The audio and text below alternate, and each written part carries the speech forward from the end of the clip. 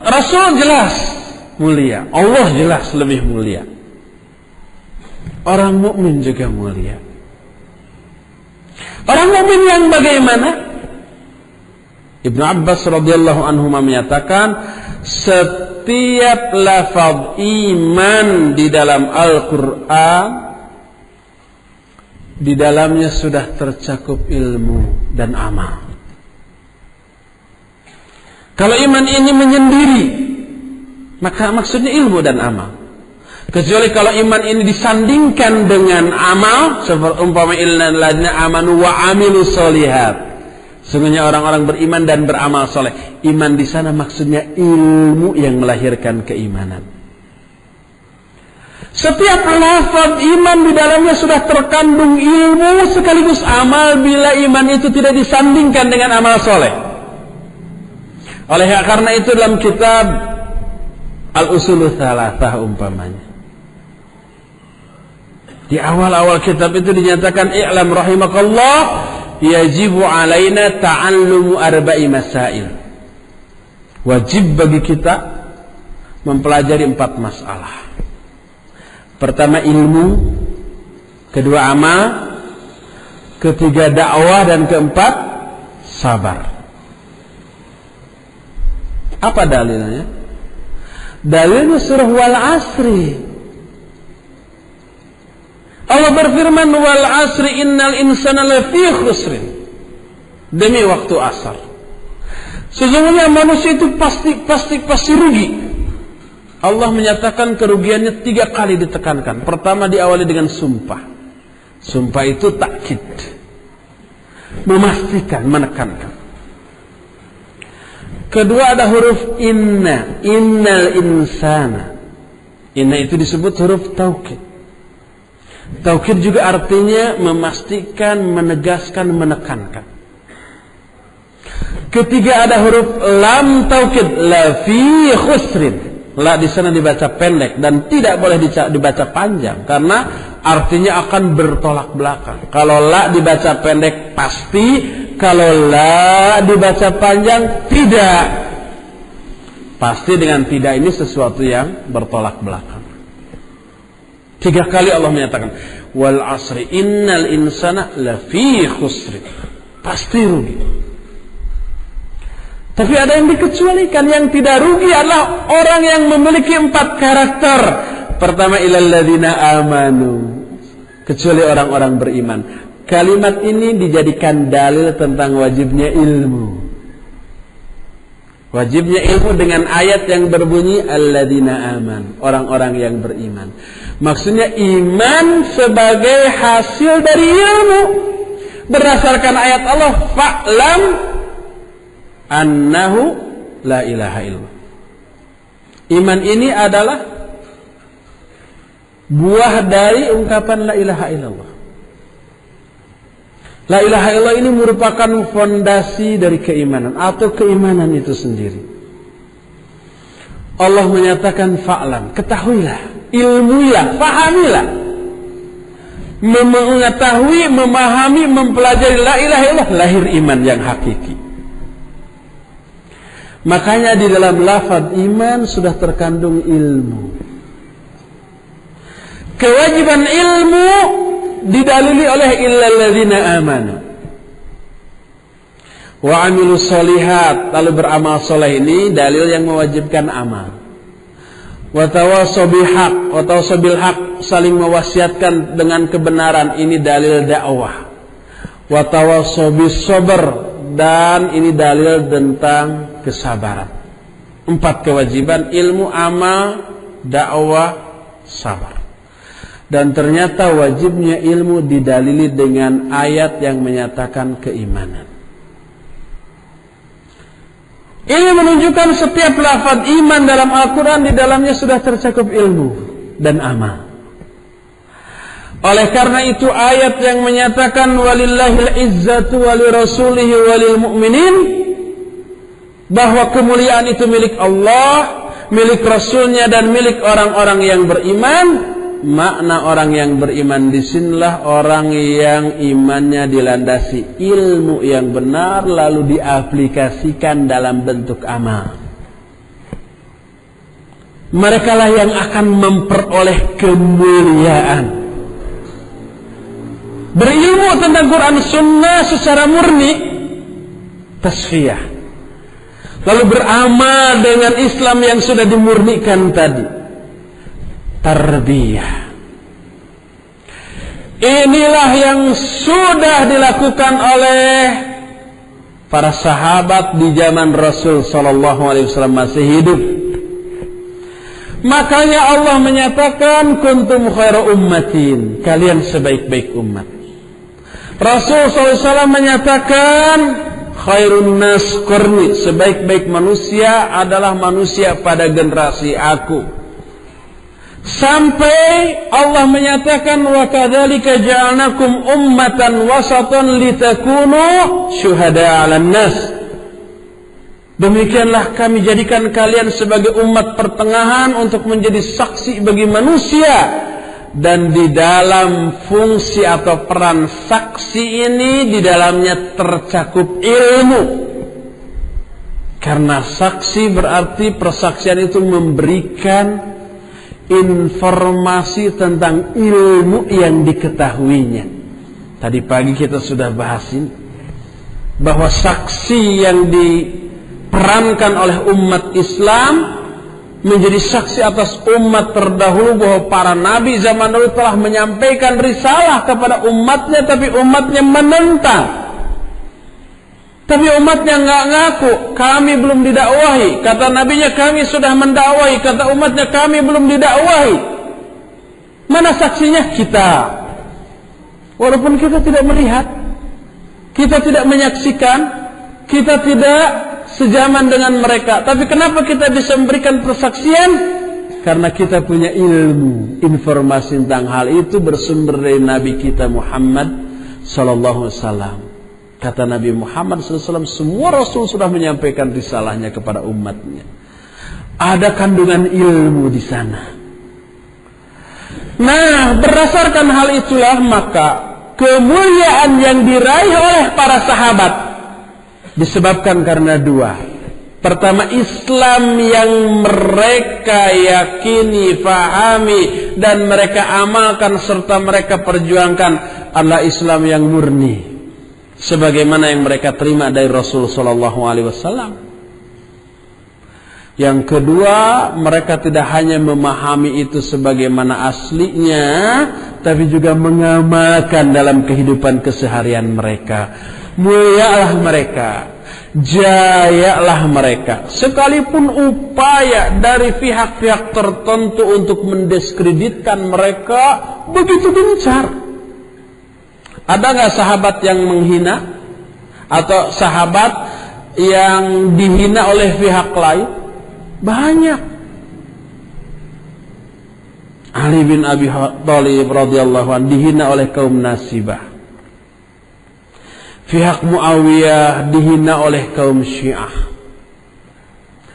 Pihak umpamanya lain lagi menghina, mengkafirkan kedua-duanya seperti pihak Khawarij. Person-person mereka seperti Abu Hurairah radhiyallahu anhu dikafirkan oleh orang-orang Syiah. Ahlakahumullah. Sampai suatu saat saya pernah ditanya oleh orang, karena saya sering mengajarkan hadis-hadis yang bersumber dari Abu Hurairah dalam Bulughul Maram banyak, dalam Sahih Bukhari banyak. Ustaz, kenapa Ustaz membahas hadis dari Abu Hurairah? Bukankah Abu Hurairah itu ahli neraka? Kaget. Dari mana antum tahu Abu Hurairah ahli neraka? Dari Nabi sallallahu alaihi wasallam. Nih ada hadisnya, hadisnya bukan hadis Syiah tapi hadis Sunni. Hadisnya terdapat dalam kitab Sunni.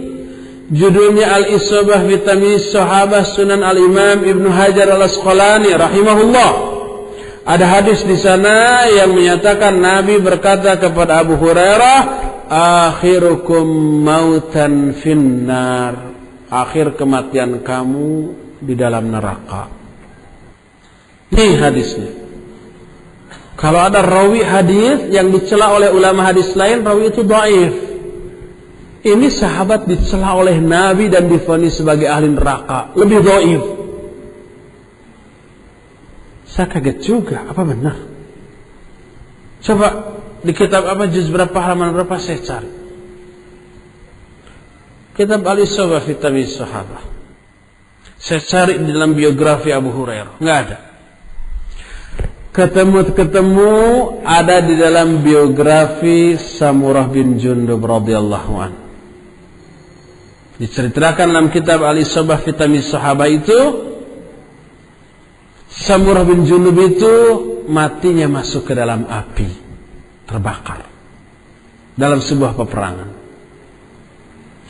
Beres menceritakan akhir kehidupan Samurah bin Jundub radhiyallahu an, Al-Imam Ibnu Hajar Al-Asqalani dalam kitab Al-Isobah itu menyatakan, hadza tasdiqan liqauli Rasulillah sallallahu alaihi wasallam lahu wa li Abi Hurairah wa li Abi Mahdurah akhirukum mautan finnar. Masuknya Samurah bin Jundub ke dalam api merupakan bukti kebenaran ucapan Rasul SAW ketika Rasul bersabda kepada dia, kepada Abu Hurairah, dan kepada Abu Mahdurah, kepada 3 sahabat, Samurah bin Jundub, Abu Hurairah dan Abu Mahdurah, akhirukum mautan finnar. Oh, baru kita faham. Ketika ketemu lagi dengan orang ini, sini, antum salah memahami. Apa bedanya akhirukum mautan finnar dengan akhiru mautikum finnar? Nggak tahu nih Ustaz, saya nggak ahli dalam bahasa Arab. Kalau nggak ahli dalam bahasa Arab, kenapa berani memahami secara sembrono? Saya bilang, akhirukum mautan finnar, mautan di sana mansub, nasab karena tamiz, dan akhirukum itu isim tafdil, artinya orang yang paling akhir matinya di antara kamu akan masuk ke dalam api. Di antara bertiga ini siapapun yang terakhir, dia akan masuk ke dalam api. Maksudnya api di dunia, bukan di akhirat. Dan ternyata benar, yang paling akhir matinya adalah Samurah bin Jundub, mati tahun 59, Abu Hurairah tahun 57, dan Samurah bin Jundub tahun 60, Abu Hurairah tahun 59, dan Abu Mahdurah tahun 57. Yang paling akhir adalah Samurah bin Jundub. Dan matinya masuk ke dalam api di dunia. Jadi hadis ini bukan vonis ahli neraka dari Nabi kepada 3 sahabat ini, bukan. Maka Ibnu Hajar yang menukil riwayat ini di dalam kitab Al-Isobah banyak mengutip hadis dari 3 orang ini. Karena maksudnya bukan ahli neraka di akhirat, tapi Samurah bin Jundub memang masuk ke dalam api. Tapi hadis ini dipelintir oleh mereka, dijadikan sebagai senjata untuk mendiskreditkan sahabat. Sekalipun begitu gencar upaya manusia memojokkan para sahabat, menghinakan para sahabat, kenyataan yang kita lihat, kita dengar, kita saksikan, para sahabat tetap mulia. Jauh lebih banyak yang memuji dan memujanya daripada yang menghinakan. Jangankan para sahabat, ya, Nabi selesai banyak yang menghina dulu sampai sekarang, sampai hari kiamat. Sampai sekarang aja Nabi sudah meninggal, yang menghina Nabi banyak. Apakah dengan itu beliau mulia? Beliau hina? Enggak. Ketika dulu di Belanda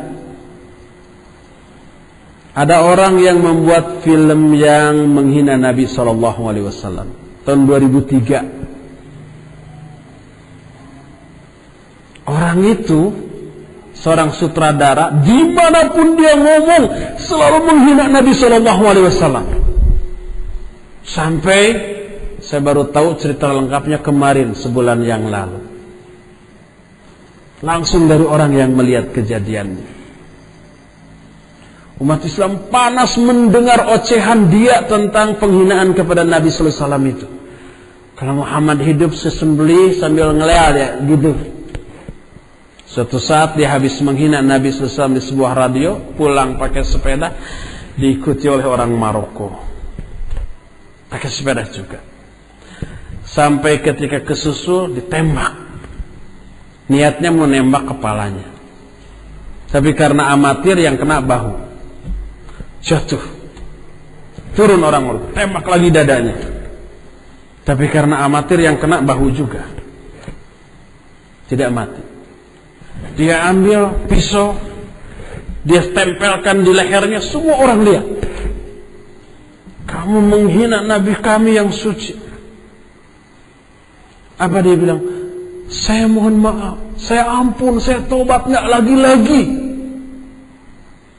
Mohon maaf. Terdengar oleh orang-orang. Sembelih, mati. Orang-orang ngontak polisi. Datang, perang tembak, tapi karena dia kehabisan peluru nggak bisa balas, ditangkap. Dia inginnya mati ditembak sebagai syahid, tapi enggak. Seorang Maroko ini disidang dan pengadilan memutuskan wajib dia minta maaf dan penyesalan. Dia bilang, saya nggak minta maaf dan saya nggak menyesal. Kalau saya ini lagi bebas lagi, saya akan bunuh seorang lagi yang suka menghina Islam.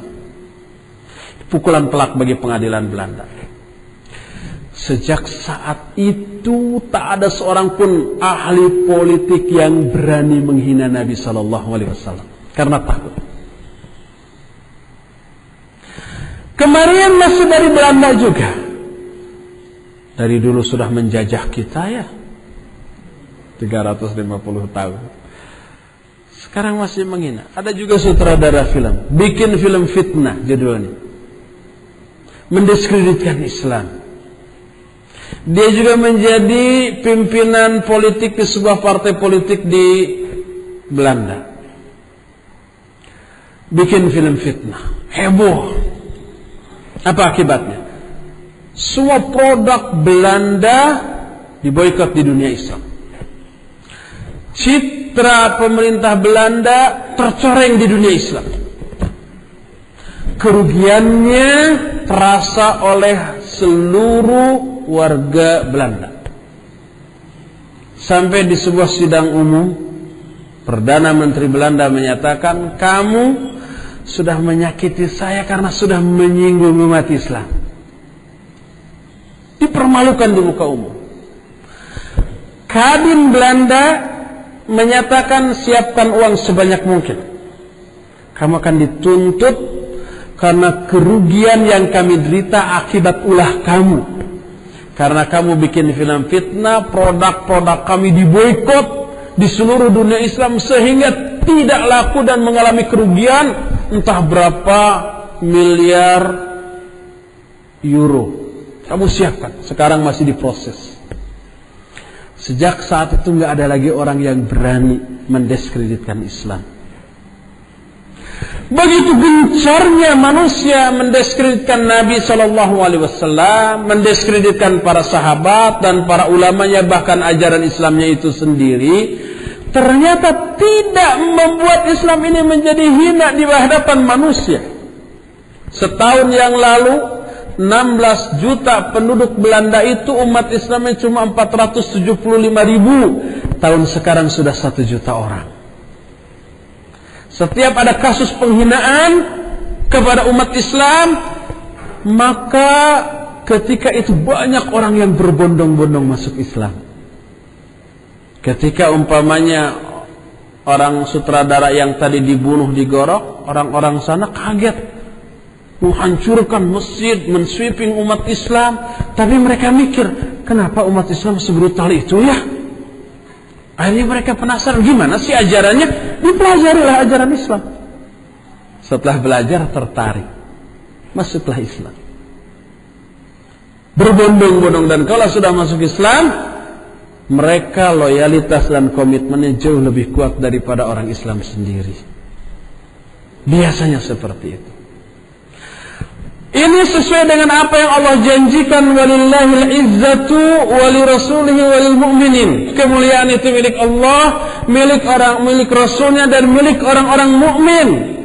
Dalam doa dalam Al-Quran yang ditujukan oleh orang mukmin kepada Allah, wa tu'izzu man tasha'u wa tudhillu man tasha'. Ya Allah, engkau akan muliakan, engkau memuliakan orang-orang yang engkau kehendaki untuk engkau muliakan, dan engkau pun akan menghinakan orang siapa yang engkau kehendaki untuk dihinakan. Jadi hina atau mulianya kita, baik perorangan maupun kolektif, bukan karena dihinakan dan dimuliakan oleh manusia, tapi oleh Allah subhanahu wa ta'ala. Dan Allah hanya akan memuliakan sesuai dengan yang Allah nyatakan dalam Al-Quran dan hadis yang sahih. Orang yang Allah muliakan hanyalah orang-orang yang memiliki loyalitas tinggi kepada Al-Quran dan As-Sunnah, yang melakukan tasfiyah dan tarbiyah terhadap ajaran Islam, yang mempelajari, memahami Islam dengan pemahaman yang benar, lalu mengaplikasikan dan memperjuangkan dalam kehidupan kesehariannya. Inilah yang Allah angkat, dan orang yang Allah hinakanlah orang-orang yang jauh dari tuntunan Quran dan Sunnah. Nabi SAW menyatakan, innallaha yarfa'u qauman bihadzal kitab wa yad'u bihi akharin. Sesungguhnya Allah akan memuliakan suatu kaum karena kitab ini, dan Allah akan menghinakan kaum lain juga dengan kitab ini. Ini pula lah yang harus menjadi pertimbangan bagi kita untuk sabar, tabah, dan tidak membalas ketika kita dizalimi oleh sesama muslim. Kezalimannya berupa ghibah, kezalimannya berupa umpamanya penghinaan, kezalimannya berupa tahdzir dan hajar. Tahdzir itu larangan, wanti-wanti dari pihak lain agar tidak bergaul dengan kita, tidak ngaji ke kita. Hajar itu memusuhi, pemboikotan yang dilakukan oleh orang lain kepada kita. Enggak salam kita enggak dijawab. Kalau kita jadi imam, mereka enggak mau jadi makmum di belakang kita. Kezaliman. Kalau enggak ingat kepada konsep yang saya jelaskan tadi, bisa-bisa kita pertama mangkal dan kecewa, geram, lalu dendam dan dengki, benci ke orangnya, benci juga kepada semua yang dimilikinya. Ayamnya lewat di hadapan muka kita, dilempar sebab yang kebayang pemiliknya. Lihat motornya diparkir, kita tendang sampai jatuh, yang diingat pemiliknya. Itu sikap yang salah, yang keliru. Padahal ada padahalnya. Sedikit pun tidak merugikan kezaliman mereka kepada kita, sebaliknya malah menguntungkan. Apapun bentuk kezaliman mereka, ghibah, bahkan fitnah, umpamanya buhtan, tahdzir, hajar, penghinaan atau apapun, wallahi tidak akan merugikan kita sedikit pun, bahkan memberikan keuntungan, dan tidak akan membuat kita terhina dalam pandangan manusia, dunia dan akhirat. Bahkan akan mengangkat kita ke derajat yang lebih mulia. Di mana letak atau sisi keuntungan kita ketika kita difitnah, digibahi, dihajar dan ditahdzir? Banyak. Ingat-ingatlah keuntungan ini. Dengan mengingat keuntungan ini, kemangkelan tadi akan berganti dengan rasa senang, gembira dan bahagia. Aneh ya, dihina kok bahagia.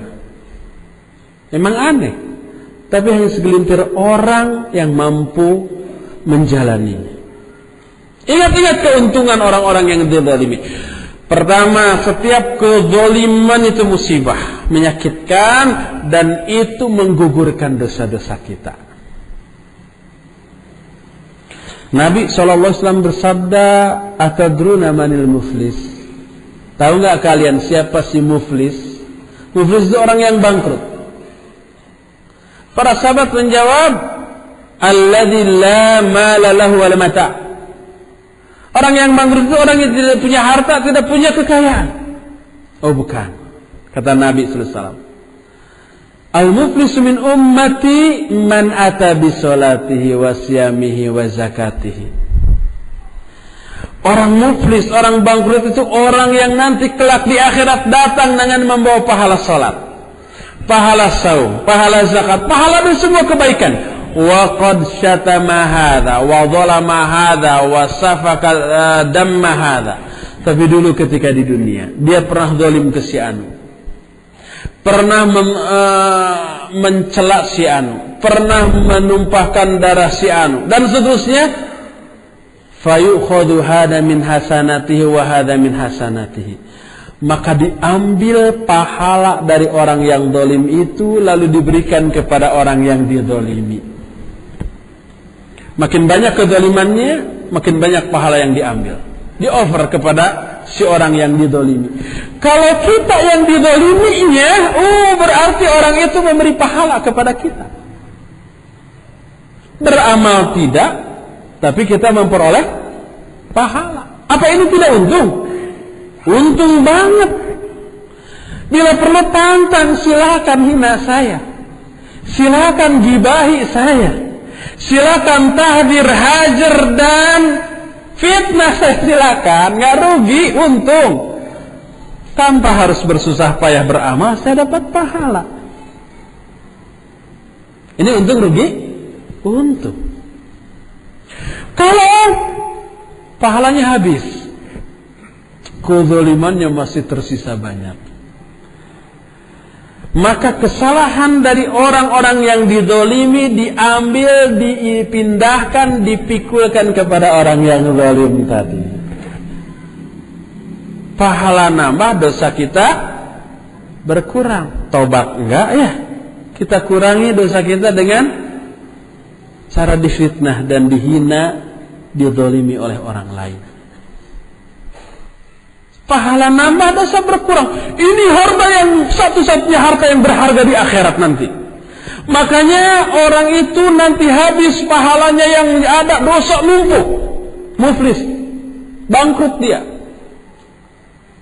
Kenalah dia dengan ayat wa amma man khaffat mawazinuh fa ummuhu hawiyah. Adapun orang yang ringan timbangan amal kebaikan, artinya dosanya lebih berat, dia tempat kembalinya ke neraka hawiyah. Tapi Allah sebelumnya, ayat sebelumnya menyatakan wa amma man thaqulat mawazinuh fahuwa fi isyatir radiyah. Adapun orang yang berat timbangan amal kebaikan, pahalanya lebih banyak daripada dosanya, dia akan berada dalam kehidupan yang diridhoi. Jadi keuntungan orang yang dizalimi, pertama dosa berkurang, kedua pahala nambah, ketiga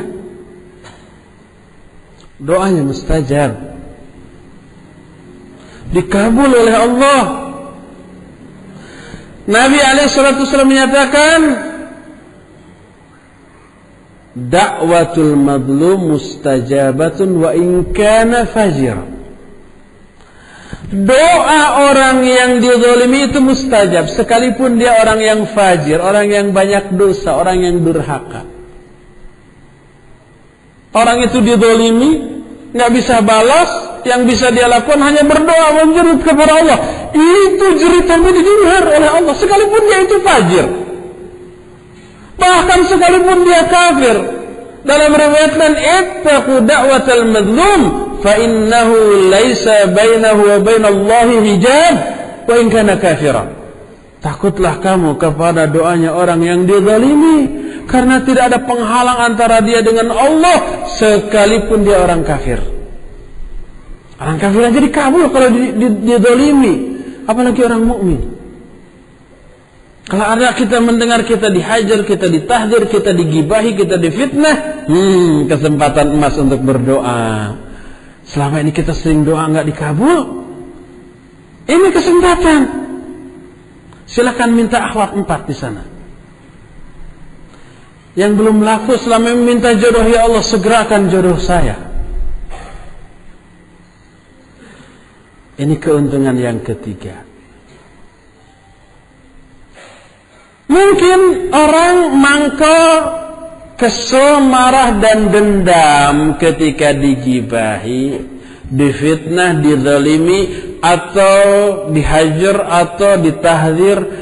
mangkal, kesel, kecewa, marah karena kita khawatir gibahan dia, fitnahan dia, tahdir dia, hajar dia itu mempengaruhi banyak orang sehingga kita terpojokan, sehingga kita dihinakan oleh banyak orang.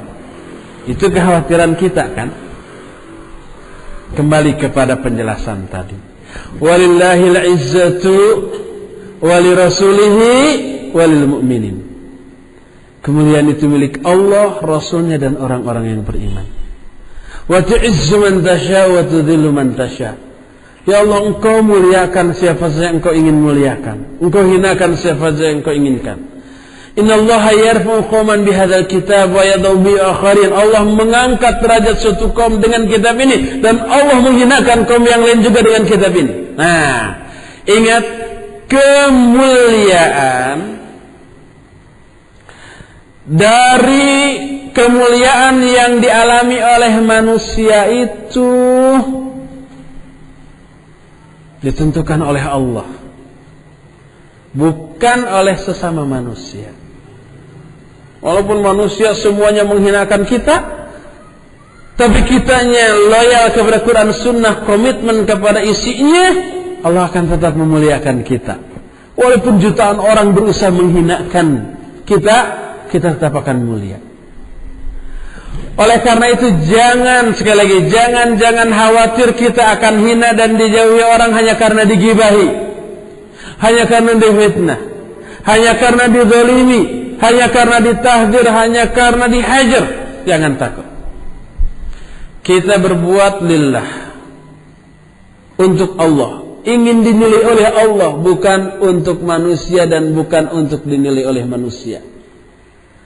Kita berbuat, beramal untuk irda'ullah, meraih keridhaan Allah, bukan meraih keridhaan manusia. Oleh karena itu tidak perlu khawatir kita akan terhinakan, terpojokkan, akan tersudutkan oleh gibah orang lain, oleh penghinaan orang lain, oleh tahdir, oleh hajar orang lain kepada kita. Selama kita berada di jalan yang lurus, selama ini konsistenlah kita, maka Allah tetap akan memuliakan kita. Berdasarkan hal itu, masih ada lagikah alasan kita untuk mangkal, untuk kesel, untuk kecewa, untuk marah, untuk dendam? Enggak. Syekhul Islam Ibn Taimiyah rahimahullah menyatakan, Ahlus Sunnah a'lamun nas bil haqq wa arhamuhum bil khalqi. Ahlus Sunnah itu manusia yang paling berilmu tentang kebenaran, tapi paling sayang terhadap sesama makhluk, terhadap sesama manusia. Status Ahlus Sunnah sebagai orang yang paling mengetahui kebenaran mendorong dia untuk berdakwah. Status dia sebagai manusia yang paling penyayang kepada sama makhluk mendorong dia untuk berdakwah atas landasan kasih sayang.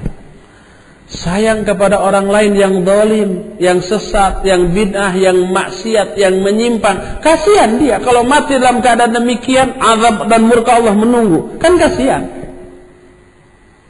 Kita berusaha agar mereka berubah, agar caranya juga diterima dengan landasan dan tujuan agar Allah memberi hidayah. Caranya akan lemah lembut, akan hikmah. Berbeda dengan orang yang mendakwahi dengan landasan emosi, kesal, benci kepada pelaku kebid'ahan. Maka emosi ini yang melandasi dakwahnya, disertai dengan celaan, hinaan yang membuat dirinya puas. Terserah orang itu mau tobat mau tidak, yang penting saya puas sudah memojokkan dia. Dengar, hai dulu himar, ini ayat yang jelas, dasar bloon kamu. Ini pelampiasan emosi, bukan dakwah. Setelah itu puasa bodoh amat, dia mau taubat, mau rujuk, mau ke ahli sunnah aja, nggak ada urusan. Emang gue pikirin, yang penting saya puas. Ini bukan dakwah. Itu bukan dakwah ahlus sunnah.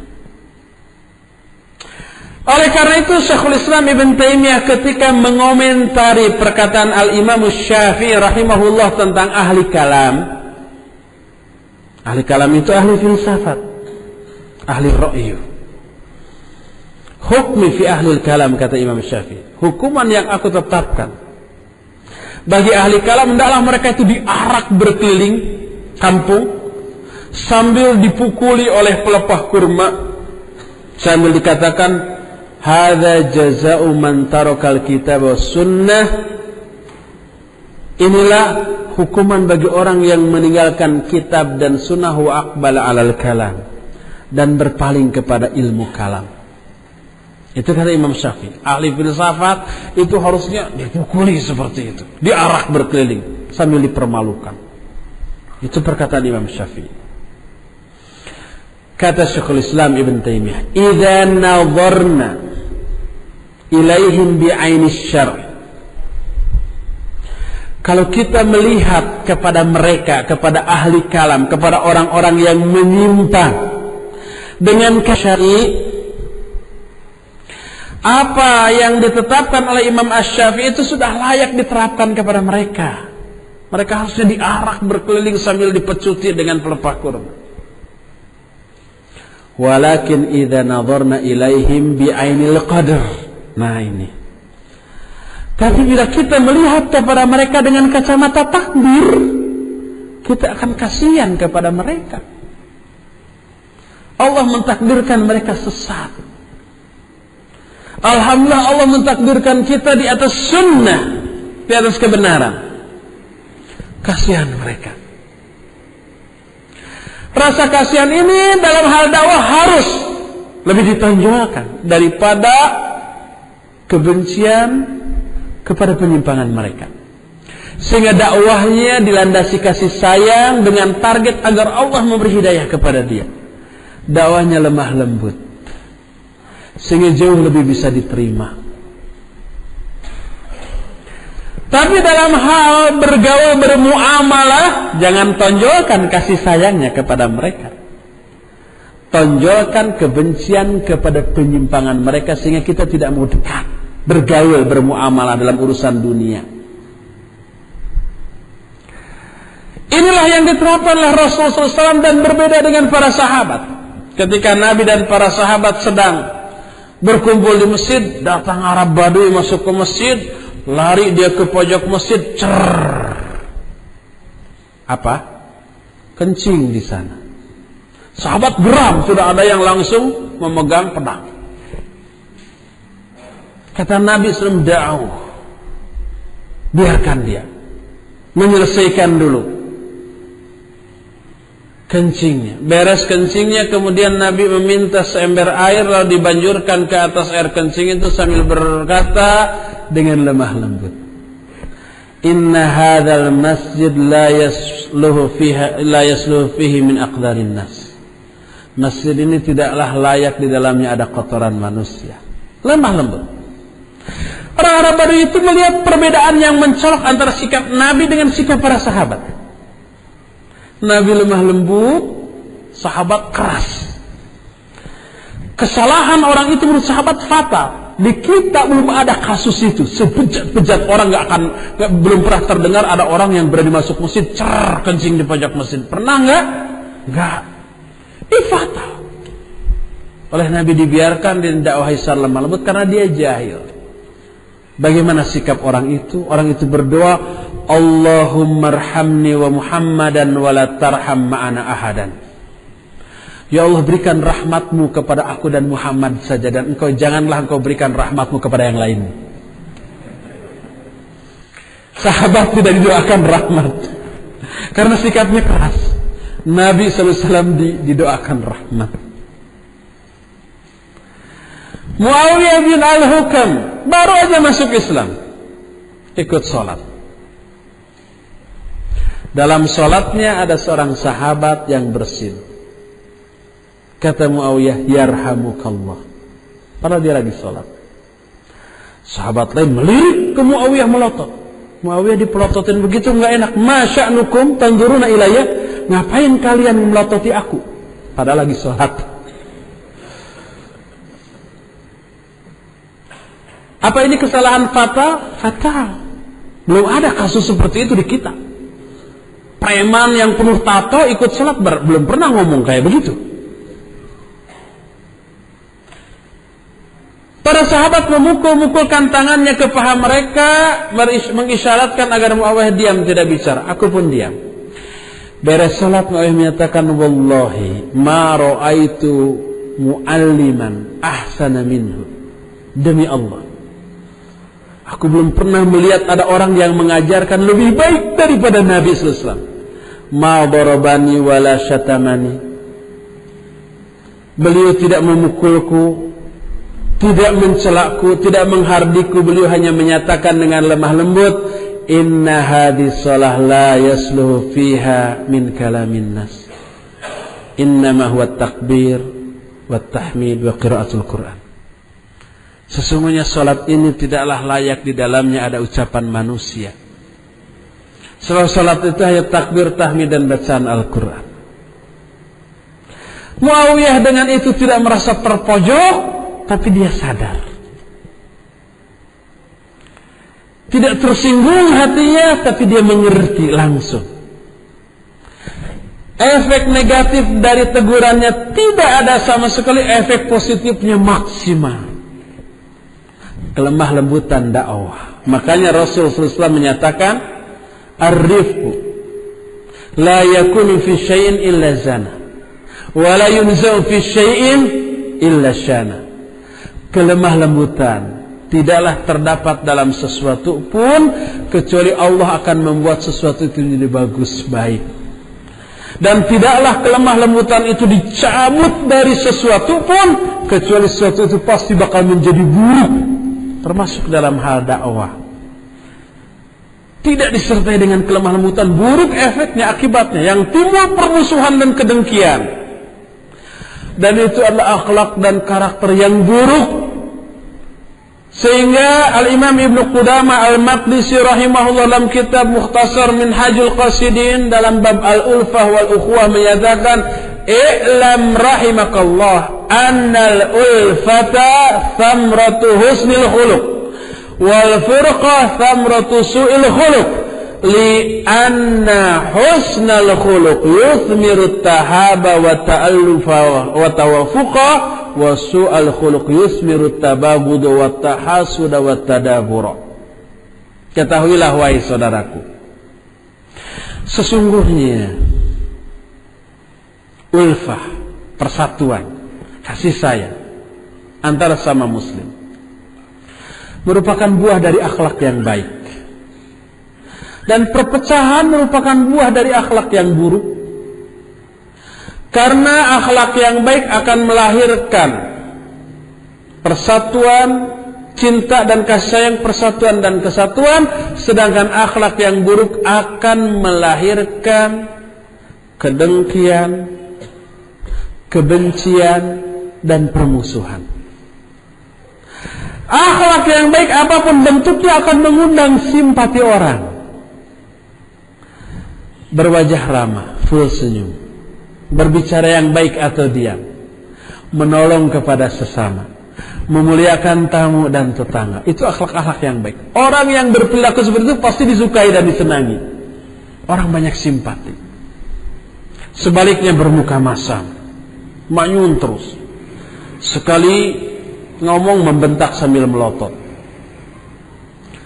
Terus orang lain kesulitan, sebodoh amat, itu orang lain, saudara bukan. Kemudian ketika ada tamu, pintunya cuma sedikit, dia mengeluarkan kepalanya aja. Ngapain kesini, ngeganggu aja.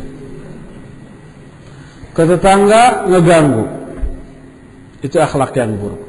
Orang seperti itu pasti dibenci oleh semua orang. Karena keburukan akhlak melahirkan hasad, benci, akhirnya bermusuhan. Nah, dakwah yang tidak dilandasi kelemah lembutan mengundang antipati orang. Akhirnya kebencian, hasad dan permusuhan lahir dari hal itu. Itu menunjukkan akhlak yang buruk dalam hal berdakwah. Oleh karena itulah, maka selama yang kita lakukan tetap berada di atas rel kebenaran sesuai dengan Quran Sunnah, selama itu yakinlah bahwa kemuliaan tidak akan menjauhi kita, walaupun kita disalahkan, dihina, ditahdzir, dihajar oleh orang lain. Walillahil izzatu walirasulihi walil mu'minin. Kemuliaan itu milik Allah, milik Rasulnya, dan milik orang-orang yang beriman. Berdasarkan hal itulah, maka mari kita raih kemuliaan dengan ilmu dan amal. Ilmu tentang Islam yang musyaffa, yang sudah ditasfiyah. Lalu tarbiyahlah diri kita di atas Islam yang sudah dimurnikan tadi dengan cara mengamalkan ilmu-ilmu itu. Ilmu dan amal inilah yang akan menghantarkan kita kepada kemuliaan dan kejayaan. Sebagaimana yang pernah diraih oleh generasi awal dari umat ini, yaitu para sahabat radhiyallahu anhum ajmain. Ini pula lah yang akan menyebabkan kita semuanya menjadi orang yang rasyid, yaitu orang yang berilmu dan beramal. Ini pula lah yang menyebabkan kita selamanya akan berada di atas siratal mustaqim, yaitu jalan yang lurus. Sebagaimana Umar bin Khattab radhiyallahu anhu menyatakan, fa ammal ladina an'ama Allahu alaihim fa ulaika alladina ya'lamuna al-haqqa wa ya'maluna bih. Adapun orang-orang yang telah diberi nikmat oleh Allah, dalam surah Al-Fatihah ayat terakhir, siratal mustaqim adalah siratal ladzina an'amta alaihim. Siratal mustaqim itu jalan yang ditempuh oleh orang-orang yang sudah diberi nikmat oleh Allah. Siapa mereka? Kata Umar bin Khattab, wa ammal ladzina an'ama Allahu alaihim fa ulaika alladzina ya'lamuna al-haqqa wa ya'maluna bih. Adapun orang-orang yang sudah diberi nikmat oleh Allah adalah mereka yang ya'lamunal haqqa, mengetahui kebenaran, berilmu tentang Quran Sunnah, wa ya'maluna bih, lalu mereka mengamalkan kebenaran itu dalam kehidupan keseharian, ilmu dan amal. Wa ammal ladzina ghadiba Allahu alaihim fa ulaika alladzina ya'lamunal haqqa wa lam ya'malu bih. Adapun orang yang dibenci, dimurkai oleh Allah adalah mereka yang mengetahui kebenaran, berilmu tentang Quran Sunnah, tapi tidak mereka amalkan. Berilmu tanpa amal, maghdub, dibenci. Wa ammal ladzina adallahumullah fa ulaika alladzina la ya'lamuna al-haqqa wa ya'maluna bijahalatihim. Adapun orang-orang yang sesat adalah mereka yang tidak mengetahui kebenaran, tidak faham Quran Sunnah, bodoh, tidak berilmu, dan mereka beramal dengan kebodohan. Semangat untuk beramal, beribadah gede, ilmunya nol. Beramallah mereka dengan kebodohannya, sesatlah mereka. Tiga kelompok ini, orang yang diberi nikmat, orang yang dibenci, dan orang yang sesat, tiga-tiganya berkaitan dengan ilmu dan amal. Inilah kunci meraih kemuliaan. Inilah jalan menuju kejayaan. Itulah cara untuk meraih kehormatan. Ilmu tentang Quran dan Sunnah yang lurus dan benar, lalu mengamalkan itu semua dalam kehidupan kesehariannya, dan mendakwahkan konsep ini ke sebanyak mungkin kaum muslimin. Kalau itu semua difahami secara lurus dan benar, lalu diaplikasikan dalam kehidupan mereka, maka kemuliaan, kejayaan, kehormatan tinggal menunggu waktu. Karena itu pasti sesuai dengan janji Allah, in tansurullaha yansurukum wa yuthabbit aqdamakum. Kata Nabi SAW, idza tabayatum bil'ina wa akhadtum adnabal baqar wa raditum biz-zar'i wa taraktumul jihada fi sabilillah sallallahu alaikum dhillan wa la yanzi'uhu ankum hatta tarji'u ila dinikum. Kalau kalian sudah berjual beli dengan sistem inah, kalian sudah zalim kepada sama manusia, kalian sudah larut ridho senang dalam pertanian dan sudah meninggalkan jihad, dan Allah akan campakkan kehinaan kepada kalian, dan Allah tidak akan mencabut kehinaan itu sampai kalian kembali kepada agama kalian. Hanya 4 poin pelanggaran yang dilakukan kaum muslimin menyebabkan mereka terhina. Bayangkan apabila kehinaan itu lebih dari 4, pelanggaran itu lebih dari 4. Kaum muslimin sekarang lebih dari 4 poin tadi ya. Tidak hanya riba, mereka ngerampok, mereka maling, korupsi, mereka juga banyak yang mabuk, berjudi, berzina, segala macam. Waliyadzubillah. Makanya pantas kehinaannya itu begitu pekat dan berurat akar nancep kuat dan susah dicabut karena susahnya mereka kembali kepada agama yang benar. Jadi untuk mencabut kehinaan, dengan kata lain meraih kemuliaan, maka kita harus kembali kepada agama kita. Wala yanzi'uhu ankum hatta tarji'u ila dinikum. Kehinaan itu tidak akan Allah cabut dari diri kalian sampai kalian kembali kepada agama kalian. Yang dimaksud kembali kepada agama kalian adalah memahami agama ini dengan pemahaman yang benar, lalu mengamalkannya dalam kehidupan keseharian kita dan mendakwahkannya. Inilah resep dan kunci meraih kemuliaan.